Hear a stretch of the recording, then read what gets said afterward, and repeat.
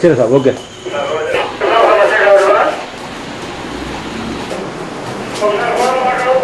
इधर इधर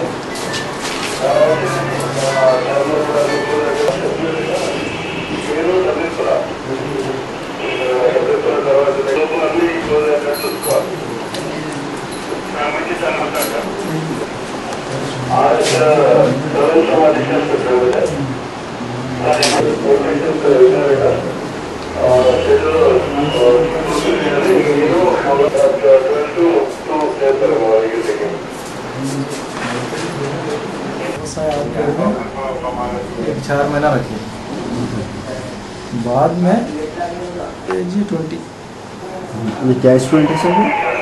polytechnic student है। एग्जाम को 3 महीने बाकी थे।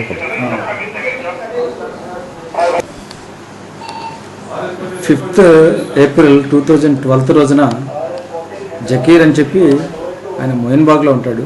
ఆయన వచ్చి వాళ్ళ బ్రదర్స్ డాటర్ సాదియా బేగం అని చెప్పి ఆమె మిస్సింగ్ అని చెప్పేసి మాకు కంప్లైంట్ చేయటం జరిగింది. ఆ కంప్లైంట్ తీసుకొని మేము గర్ల్ మిస్సింగ్ కేసు కింద కేసు కట్టి విచారిస్తున్నాము.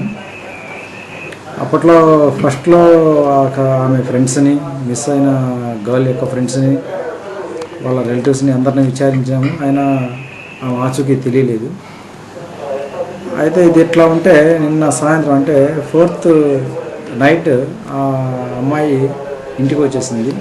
ఇంటికి వచ్చి వాళ్ళ అమ్మకి ఆమెని సత్యప్రకాష్ సింగ్ అని చెప్పి తెలిసిన అతను కిడ్నాప్ చేసుకుని వెళ్ళి మీర్పేటలో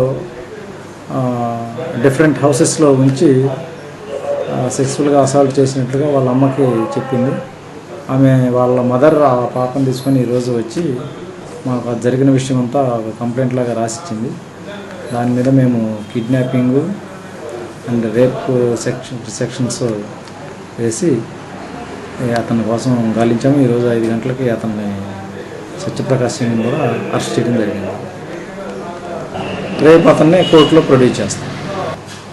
अप्रैल 5 तारीख 2012 में जकीर बोल के एक आदमी आके कंप्लेंट करा कि उनकी भाई का बेटी TRR कॉलेज में सेकेंड ईयर पॉलिटेक्निक पढ़ रहा था, उन्होंने मिस हो गया बोल के कंप्लेंट दिए थे। तो कंप्लेंट के बारे में हम जब से वो बच्ची को ट्रेस करने के वास्ते कोशिश कर रहे थे, कल जो है रात में वो बच्ची खुद घर को पहुंच के ఒక ముద్దాయి మీద కంప్లైంట్ ఇచ్చింది. ఆయనని కూడా మేము అరెస్ట్ చేసేస్తున్నాము. అరెస్ట్ చేసి ఇంటరోగేషన్ కూడా చేస్తున్నాము. అదేవిధంగా కంప్లైంట్ మీద మేము ఇది మన నిర్భయ యాక్ట్ క్రితం కూడా ఏదో ప్రొవిజన్స్ కొత్తగా వచ్చినాయి, అవి కూడా మేము దీంట్లో యాడ్ చేస్తున్నాము. ఎవరైనా తప్పు పని చేసినారో వాళ్ళకి కఠిన శిక్ష పడాలని మేము తప్పకుండా ఇన్వెస్టిగేట్ చేసేసి చార్జ్షీట్ ఫైల్ చేస్తాము. అదేవిధంగా బెయిల్ కూడా అపోజ్ చేస్తాము. एक सत्यप्रकाश नाम के आदमी के ऊपर, और उस केस के अंदर जब उसने कंप्लेंट दिया, हमने 5 तारीख को सत्यप्रकाश को अरेस्ट करके रिमांड कर दिया है. और हम पूरी तरीके से उसको बेल ना मिले उसके लिए हम बेल अपोज कर रहे हैं.